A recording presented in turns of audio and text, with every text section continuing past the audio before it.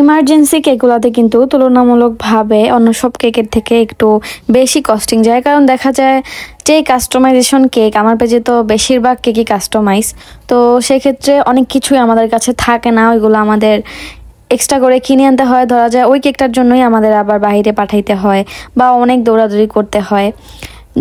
তবে এই ইমার্জেন্সি অর্ডারগুলোর জন্য কিন্তু আমরা এক্সট্রা কোনো চার্জ নেই না, যে ইমার্জেন্সি অর্ডার দেখে নিচ্ছি। তবে যদি দিতে পারি আমি দেই আমার ক্লায়েন্টকে, না দিতে পারলে মানা করে দিই। তো এটা ছিল একটা 2 পাউন্ডের একটা কোকোমেলন কেক। বাচ্চাদের কিন্তু খুবই পছন্দের কোকোমেলন কেকগুলা।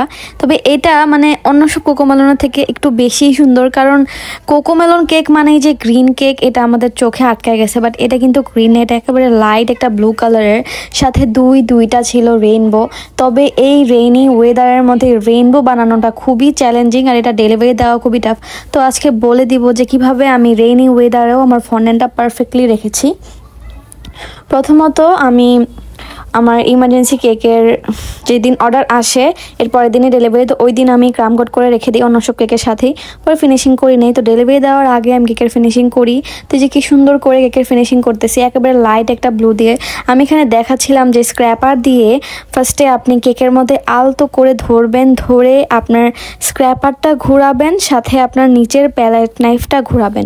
মানে আপনার যে স্ক্র্যাপারটা সেটা আপনি মানে কেকের সাথে চাতাই দিবেন না, মানে একেবারে চাপাই দিবেন না, তাহলে দেখা যায় ক্রিম উঠে যাবে, মানে একবারে উঁচা নিচা হয়ে যাবে। আপনি প্যালেট নাইফটা ঘোরাবেন, আপনার স্ক্র্যাপারটা ঘোরাবেন আর টার্ন টেবিলটা ঘোরাবেন, তাহলে কিন্তু অনেক সুন্দর একটা ফিনিশিং আসবে।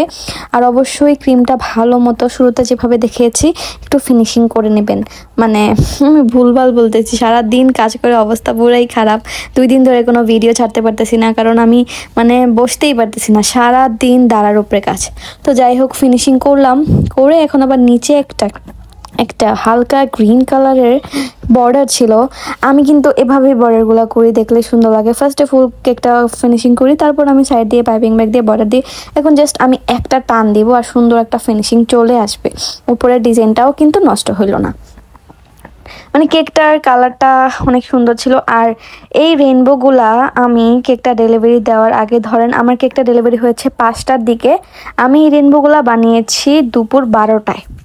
আমি যদি চিন্তা করতাম আমি আগের দিন এই রেইনবোগুলো বানায় রাখবো, তাহলে সারা রাতে আমার রেইনবোটা ঘামা ঘামা হয়ে যেত। যেগুলো বৃষ্টির দিনে আমার রেইনবোগুলা ঘামা ঘামা হয়ে যায় যদি আগের দিন রাতে বানায় রাখি।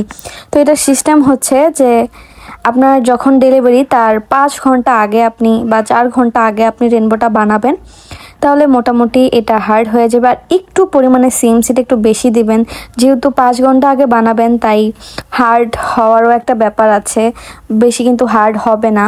সেক্ষেত্রে সিএমসিটা একটু বাড়াই দিলে হার্ড হয়। দেখেন আমার ফন্ডেন্টের যে রেইনবোটা, এটা কিন্তু কোনো ঘামার কোনো নেই। আরেকটা কথা, এই যে ইমার্জেন্সি অর্ডারের মধ্যে আমার আরেকটু বেশি লস হয়েছে, সেটা হইলো আমি সব সময় এই কেকগুলোর প্রাইস একটু কম রাখি, অন্য সব জায়গার থেকে একটু কমই রাখি, কারণ আমি নিজে বানানো ফন্ডেন্ট দিয়ে কাজ করি। সেক্ষেত্রে আমার নিজের ফন্ডেন্টের কস্টিংটা একটু কমে যায়। তবে আমার যে বানাইতে যেই মানে যে একটা শ্রম, সেটার জন্য আমি এক্সট্রা চার্জ ধরি, কারণ এগুলো বানাইতে দেখা গেছে 4 থেকে 5 ঘন্টা আমার এক্সট্রা দিতে হয় কেক বাদে ফন্ডেন্টের কাজ করতে। তো সেই মজুরিটা আমি আসলে নিই। তবে এই ফন্ডেন্টটা আমি কিনা ফন্ডেন্ট ইউজ করছি, কারণ একদিন আগে অর্ডার দিচ্ছে, তো এই ফন্ডেন্ট বানাইতেও পারিনি। চিনি ব্লেন্ড করে রেখে দিয়েছিলাম, বাট ওইটা দিয়ে যে আমি ফন্ডেন্ট মেকিং করব, পরে আবার ফন্ডেন্টটা তো সাথে সাথে কাজ করা যায় না, কিছুক্ষণ ফ্রিজে রেখে পরে কাজ করতে হয়। এত কিছু চিন্তা করে আমি 500 গ্রাম ফন্ডেন্ট কিনেই আনি। তো ওইটার প্রাইসই আমার 600 থেকে 700 টাকার মতো পড়ছিল, যেখানে আমি এটার এক্সট্রা চার্জই মনে হয় 700 টাকা ধরছিলাম। তো আমার মজুরি এখানে কিছুই ছিল না। যাই হোক, ইমার্জেন্সি অর্ডারগুলোতে এই একটা সমস্যা হয়, তাই সবাইকে বলি। তো এই যে আমি সুন্দর মতো কেকের মধ্যে রেইনবোটা বসিয়ে দিচ্ছি, তারপরে আমি কয়েকটা নন এডেবল কোকোমেলনের যে বয়টা, ওইটা কোকোমেলনের ফেস কার, তারপর কয়েকটা ক্লাউড ফন্ডেন্টের একটু সুগার বল, এগুলো দিয়ে কেকের মধ্যে ফিনিশিং করেছি।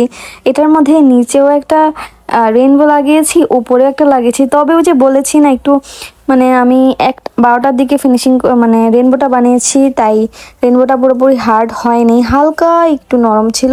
ওইটা আমি পিছে দিয়ে 2টা কাঠি দিয়ে দিয়েছি, যাতে এটা সমস্যা না হয়। আর এটা ডেলিভারি কিন্তু আমি এইভাবে দিইনি, আমি রেইনবোটা পুরোপুরি আলাদা করে ডেলিভারি দিয়েছি। তারপর কাস্টমারের বাসার সামনে যে রেইনবোটা আমার হাজব্যান্ড লাগিয়ে দিয়ে আসছে। তো এভাবেই ডেলিভারি দিলে আপনার এই টাইপের কেকগুলো কিন্তু ড্যামেজ হওয়ার কোনো সম্ভাবনা নেই। তো এই তো আজকের ভিডিওটা এই পর্যন্ত। আমার আজকের এই কেক ডেকোরেশনটা আপনাদের কেমন লাগলো অবশ্যই কমেন্ট করে জানাবেন। আমার জন্য দোয়া করবেন। আল্লাহ হাফেজ।